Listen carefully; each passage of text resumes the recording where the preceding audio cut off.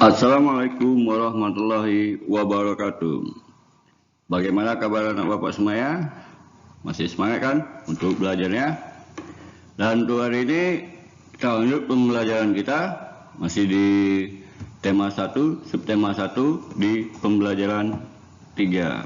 Ya, indahnya kebersamaan masih tema itu ya tentang di subtema 1 pembelajaran 3.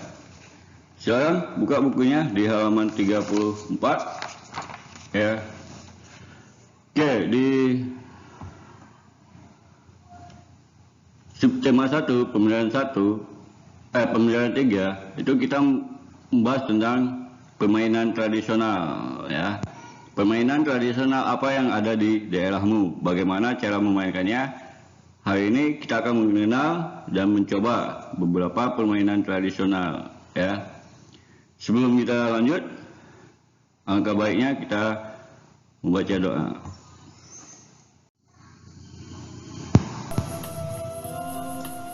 Bismillahirrahmanirrahim. Rabbi zidni ilma warzuqni fahma.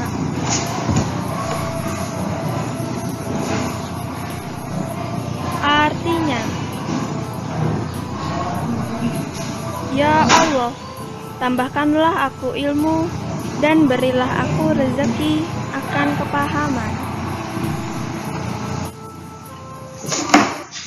Amin. Baik, kita lanjut ya. Dan pelajaran hari ini bisa menjadi berkah ya bagi kita dan bisa menjadi ilmu yang bermanfaat bagi kita. Oke, tahukah kamu Indonesia juga kaya dengan permainan tradisional ya. Selain dari kaya terhadap adat istiadat, tarian dan rumah-rumah adat ya, pakaian adat. Indonesia ini juga terkenal dengan permainan tradisionalnya ya. Oke. Di halaman 34 itu bisa kalian lihat, sama mungkin permainan bentengan. Udah pernah bermain benteng-bentengan ya? Benteng-bentengan atau rebana adalah permainan yang dimainkan oleh dua kelompok penawan dan tertawan. Masing-masing kelompok terdiri atas 4 sampai dengan 8 orang dalam memiliki satu tempat sebagai markas ya. Markas atau benteng bisa berupa sebuah tiang, pohon, atau pilar. Bisa juga kalian bikin petak kotak ya, yang di lantai. Kalau zaman bapak kecil dulu main benteng-bentengan nih, kalau kami bilang itu main ibu ya. Ada yang menjaga ibunya atau bentengnya ya. Biasa kalau masih waktu bapak kecil paling sering main di waktu bulan Ramadan malamnya ya, itu paling sering kami bermain ya. Oke, selanjutnya ini ada gerobak sodor ya. Kalau kita main bilang galah panjang ya. Permainan gerobak sodor atau galah asin atau gelasin dilakukan di lapangan arena bermain. Merupakan kotak persegi panjang dan dibagi menjadi beberapa bagian secara horizontal dan vertikal. Berarti secara garis lurus dan garis melintang ya. Ini biasa dipermainkan. Kalau di masih bapak waktu SD kami memanfaatkan itu lapangan badminton ya sebagai wadah permainannya. Kalau zaman dulu sama bapak, kalau ini bilang adalah pemain elon ya. Bermacam-macam cara bermainnya ya. Mungkin bagi anak-anak yang agak keras, mereka ada bermainnya pakai sepak-sepak kayak terjang ya. Itu permainan, memang seru permainannya ya. Mungkin bagi anak-anak mungkin ada yang udah pernah bermain gerobak sodor ini ya, gak ada yang belum. kalau seandainya kita waktu daring tatap muka ini kita perhatikan sebentar tuh di jam olahraga ya, itu ada. Oke, masih banyak lagi permainan tradisional yang ada di daerah kita ya, contohnya main gasing, layang-layang ya, main cuk benteng ya, main kejar-kejaran ya. Kalau bapak dulu ada main ke sabut, ada main kaleng, ada main apa, main patung ya, itu ada main buaya kan. Mainnya tuh di parit, ada yang jadi buaya kan. Nah, itu siapa yang tangkap. Ada juga main 25 ini main kejar-kejaran ya, di zaman bapak dulu. Ada juga permainan tradisionalnya tuh kayak macam main dam ya, seperti main catur juga ya, itu ada main perang-perangan ya, kalau zaman bapak dulu. Dan masih banyak lagi permainan tradisionalnya, main congklak ya. Mungkin anak-anak juga mungkin pernah memainkan permainan tradisional ini ya. Memang kalau kita bilang permainan tradisional ini lebih seru. Kenapa? Karena di situ kita bermain bersama kawan. Ya, bukan sekarang kalau Bapak lihat anak-anak sekarang itu lebih banyak bermain game online atau game-game yang ada di HP. Sayang ya, kalau kita bermain itu berarti kita nggak bisa meluangkan waktu kita untuk kawan-kawan ya. Kalau kita bermain, misalnya anggap main elun atau main kejar-kejaran, itu sangat seru. Memang permainannya itu udah kuno gini, tapi keseruannya itu yang harus kita jaga. Dan di situ juga kita belajar bagaimana cara kompak ya. Apalagi main gerobak sodor, itu menggunakan tim. Kalau kita nggak kompak, mungkin kita sering kalah ya. Nah, disitulah kita belajar untuk kebersamaan ya. Oke,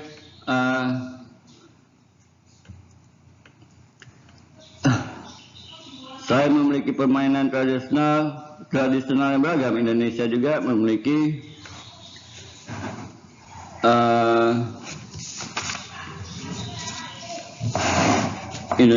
memiliki beberapa alat musik tradisional yang beragam pula ya. Bunyi yang dihasilkan suatu benda berbeda-beda. Demikian pula dengan bunyi yang dihasilkan oleh alat musik tradisional ya. Ada yang tahu alat musik tradisional daerah kita apa? Ya, oke. Alat musiknya bisa rebana, itu musik tradisional ya. Gendang, itu kalau jenis dipetik kayak macam gambus ya, kompang itu jenis yang dipukul. Sedangkan kalau banyak lagi alat-alat musik yang ada di daerah kita ya.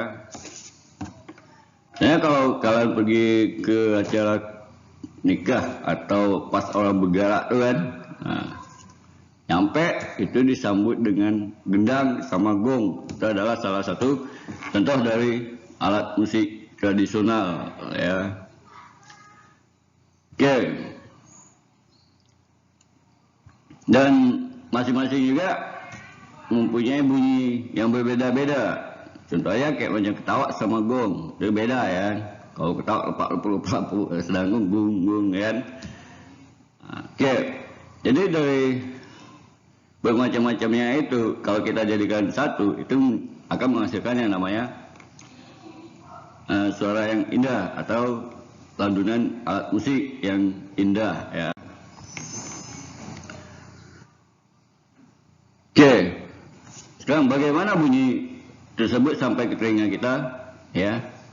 Kok bisa kita ngomong di sini orang lain bisa dengar, atau kita ada alat musik yang jauh, orang memutar musik jauh bisa kita dengar. Bagaimana cara bunyi yang jauh tadi bisa nyampe ke telinga kita. Oke. Bunyi itu dapat dirambat melalui dari 3 benda, ya, atau bunyi dapat disampaikan dengan melalui 3 benda. Yang pertama, bunyi dapat merambat melalui udara, atau udara bisa menyampaikan bunyi ke telinga kita, ya. Oke, ini saya lihat itu ada gambar percobaannya di halaman 37, ya. Jadi bunyi yang jauh itu nyampe ke telinga kita dirambat oleh udara. Misalnya gini aja, kalau kita ngomong, misalnya tabung boncengan naik motor, ya, kita di belakang ngomong sama orang di depan, ya, apalagi ke dalam kecepatan agak laju, mungkin orang depan tuh tidak akan begitu dengar. Kenapa? Udaranya dari depan ke belakang. Jadi kita ngomong dibawa oleh udara itu terbangnya ke belakang, ya. Makanya kalau orang belakang tuh harus ngomongnya yang agak keras supaya udara tuh bisa menyampaikan ke orang di depan, ya. Dan mungkin kalau kalian memanggil teman yang jauh, ya, dengan adanya udara, ya, kalau memanggil teman itu, maka teman itu akan bisa terdengar, ya, tergantung daripada frekuensi suara kita atau gelombang suara kita, apakah suara kita mempunyai gelombang yang kuat atau enggak, ya. Itu yang pertama, bunyi dapat merambat melalui dari udara.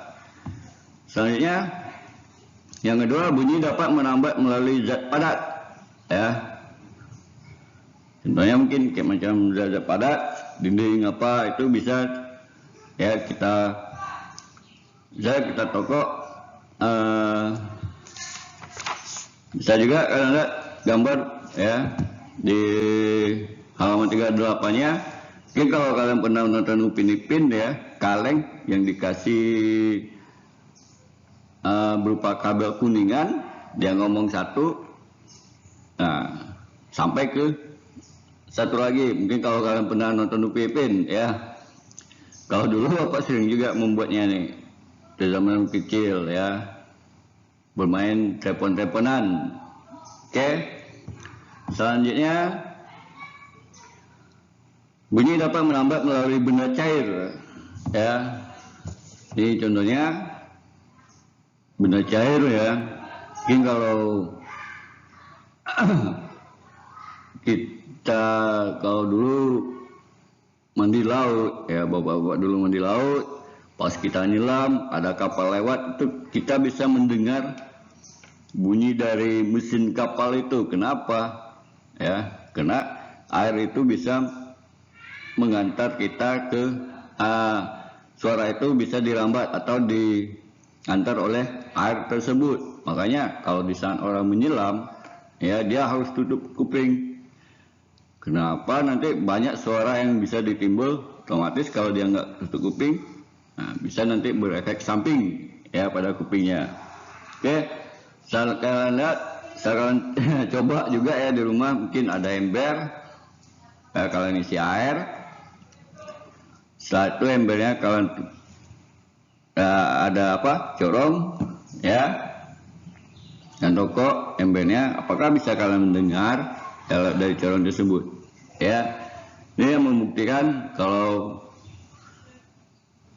bunyi itu dapat dirambat oleh benda cair, ya.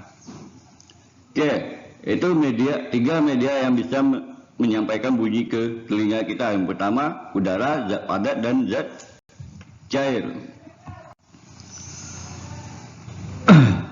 Oke, memang bunyi ini bermacam-macam juga, ya. Ada berdasarkan frekuensi atau banyaknya getaran bunyi. Itu bunyi itu dapat dibedakan dari 3 jenis bunyi, ya. Oke, yang pertama bunyi infrasonik. Apa itu bunyi infrasonik?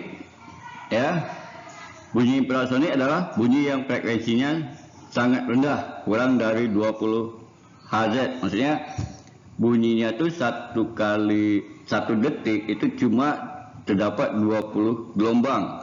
Berarti suaranya itu sangat kecil. Ya. Mungkin kalau kita bilang kalau kita berbisik itu aja itu udah tinggi gelombang kita. Misalnya kita berbisik di kuping kawan ya supaya kawan lain dengar, itu kan kita bisiknya pelan gitu kan. Nah, mungkin lebih pelan lagi suaranya ya. Sampai kita nggak dengar ya. Oke, bunyi infrasonik ini cuma dapat didengar oleh kelelawar, anjing, jengkrik dan kuda ya. Cuma 3 binatang inilah yang bisa mendengar suara tersebut. Suara itu gimana ya? Manusia aja nggak bisa dengar. Itu kalau bilang mungkin itu kalau kita bisik sama kawan kan pelan suaranya, ya. Dia lebih pelan lagi suaranya. Sampai kita nggak bisa mendengar. Gelombangnya itu cuma 20, ya 20 gelombang, ya atau 20 frekuensi. Ya, getaran suaranya itu per detik ya 1 detik. Nah, itu cuma 20, tidak begitu kuat. Selanjutnya itu ada bunyi audiosonik. Apa itu bunyi audiosonik? Bunyi yang mempunyai frekuensi atau getarannya di antara 20 sampai 20.000 Hz. Hz itu apa? Ya, Hz itu adalah apa ya? Itu untuk bunyi ya, per hertz ya. Berarti bunyi itu cuma menghasilkan 20 getaran dalam 1 detik. Nyampe lah 20.000 getaran dalam 1 detik. Ya mungkin kalau kita bisik itu lebih dari 20 detik ya. Oke. Bunyi audiosonik itu bunyi yang dapat didengar oleh manusia ya, cuma manusia yang dapat mendengarnya ya.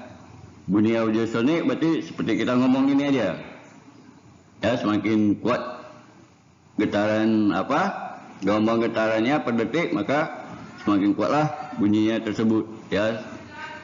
Berarti bunyi audiosonik itu ibaratnya saat kita berbisik itu yang paling pelan ya, sampailah bunyi suara yang keras ya, seperti mungkin bunyi musik yang terdengar sangat keras ya. Oke. Atau saat kalau main karbet ya, bunyinya kan keras. Nah, oke. Jadi kalau bunyinya tuh lebih dari 20 Hz itu nggak boleh sebenarnya telinga kita mendengarnya. Kenapa? Getarannya tuh sangat keras ya. Jadi suaranya tuh udah sangat keras. Kalau kita dengar mungkin cuma kayak telinga kita terdengar bunyi berdenging ya, karena kita mendengar sesuatu bunyi itu sangat keras. Jadi nggak boleh telinga kita sebenarnya lagi ya. Contohnya aja mungkin kalau kalian dengar musik lewat dari HP, nah kan handsfree, pakai dua-duanya, volumenya keras ya. Itu sebenarnya nggak boleh ya. Mungkin lama kalian mendengar, nanti kepalanya menjadi pusing. Kenapa? Gendang telinga kita tuh nggak menerima lagi kekuatan dari getarannya tuh. Ya kalau sering kita gunakan itu, makanya nanti kita akan terkena yang namanya penyakit telinga, radang telinga ya. Oke. Selanjutnya ada bunyi ultrasonik. Bunyi yang mempunyai frekuensinya lebih dari 20 Hz. Nah, ini nggak boleh kita dengar lagi. Itu udah sangat keras ya suaranya. Itu cuma bisa didengar oleh lumba-lumba ya. Makanya lumba-lumba saat dia berenang, dia sering mengeluarkan suara ya. Itu apa? Dari mereka mengeluarkan suara itu, mereka akan tahu mana lawan, mana kawan, mana musuh ya. Oh ini makanan, dia bisa tahu ya. Dari gelombang suaranya dapat pantulan dari suaranya, oh ini kawan, oh ini makanan ya. Dari situlah mereka tahu. Sama kelelawar sangat terbang, mereka sering mengeluarkan suara. Kenapa? Sebenarnya banyak orang bilang kan suara kelawar itu matanya tajam. Enggak, tapi pendengarannya yang tajam. Ya makanya dia keluar terbang sering mengeluarkan suara. Dari pantulan suara mereka bisa tahu, oh ini buah yang masak, oh di depan ada rintangan, ya, dari pantulan suara mereka, ya. Dari situ mereka tahu, oh makanya mereka bisa terbang saat malam. Dari suara, dari dia bunyi itu menggunakan suara itu, ada pantulan dari suara, mungkin ini benda keras, berarti ada halangan, belok dia, ya. Oke, ini berdasarkan frekuensi atau banyak getaran. Itu bunyi dapat dibedakan menjadi 3 tadi ya. Bunyi infrasonik, audiosonik, dan ultrasonik, ya. Oke, selanjutnya selain dari 3 jenis bunyi di atas, masih ada jenis bunyi yang lain. Apa itu? Oke, yang pertama nada. Nada merupakan bunyi yang mempunyai frekuensi yang teratur. Ya, kalau nada udah tahu kan, musik itu kan teratur aja dia kan, enak didengar. Itu yang namanya nada. Misalnya do, re, mi, fa, sol, la, si, do. Nah, itu adalah nada. Ya, bunyinya teratur, tidak berserak. Ya, oke. Sedangkan desah merupakan bunyi yang memiliki frekuensi yang tidak teratur. Ya, mungkin kalau di rumah punya radio belum dapat siaran, bunyian, nah itu enggak teratur bunyinya, frekuensinya turun naik gitu, ya. Kalau kalian mungkin punya radio yang punya ada frekuensinya turun naik gitu dia. Rangkit, nah, itu enggak teratur, namanya desah, ya. Yang selanjutnya dentum, merupakan bunyi yang mempunyai amplitudo yang sangat besar dan terdengar mendadak, ya. Petir-petir ya, itu termasuk bunyi yang dentum. Dia bunyinya sekali, suaranya sangat keras, ya. Amplitudo itu maksudnya suaranya tuh sangat keras, ya, dan mendadak, ya.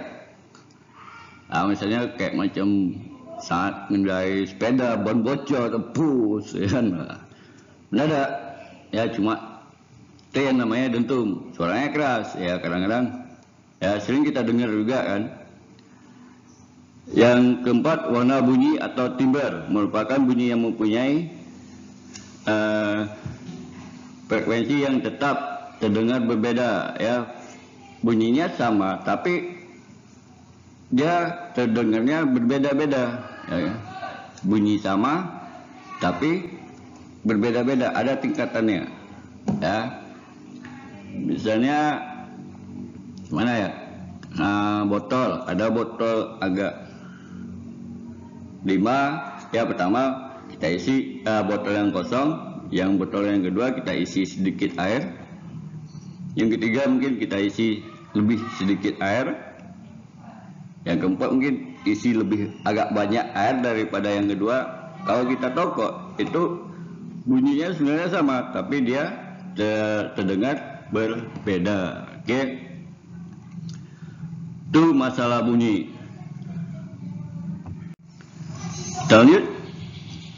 Jadi ingat ya, bunyi sampai ke telinga kita itu di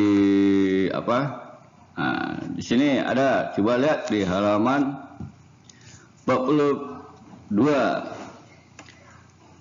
Pada pembelajaran sebelumnya kamu sudah membaca cerita tentang siap menghadapi musim hujan, ya. Pas di pembelajaran 2 kemarin ada kan bacaan tentang siap menghadapi musim hujan, ya. Jadi bacalah sekali lagi bacaan tersebut dan kalian cari gagasan pokok dan gagasan pendukung, ya. Di bacaan itu ada 3 paragraf. Jadi paragraf 1-nya apa, paragraf 2-nya apa, dan paragraf 3-nya apa, ya. Jadi itu tugas kalian, ya. Jadi di pembelajaran 3 tugasnya cuma gampang, ya. Ya, itu ada 1 tugas, itu mencari gagasan pokok dan gagasan pendukung yang ada pada bacaan siap menghadapi musim hujan di pembelajaran 2 kemarin. Itulah tugasnya ya untuk pembelajaran 3 ini. Ya, mungkin pembelajaran hari ini bahwa cukup sampai di sini ya. Mudah-mudahan insyaallah untuk hari besok ya kita akan coba matematiknya lagi. Oke, sebelum Bapak tutup, marilah kita berdoa.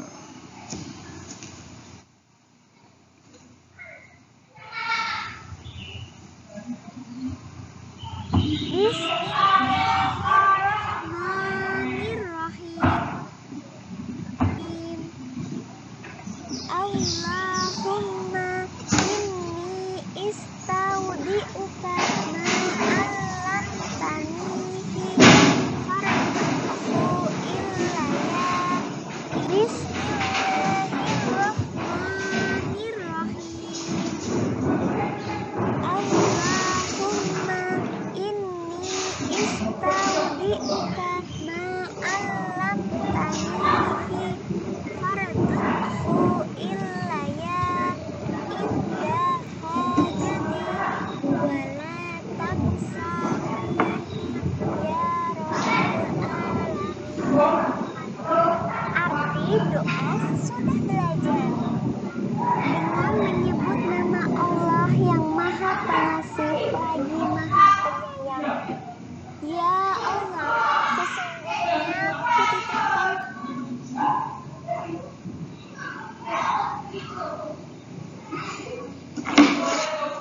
Amin. Ya, dengan berakhir doa tadi, ingat di pembelajaran ini itu tugasnya cuma satu, itu adalah mencari paragraf 1 dan paragraf 2, paragraf 3 di bacaan siap menghadapi musim hujan ya. Jadi untuk hari ini cuma satu temanya, tugasnya.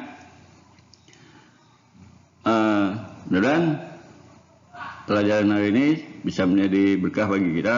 Tentu Bapak tutup baca dengan alhamdulillah. Wassalamualaikum warahmatullahi wabarakatuh.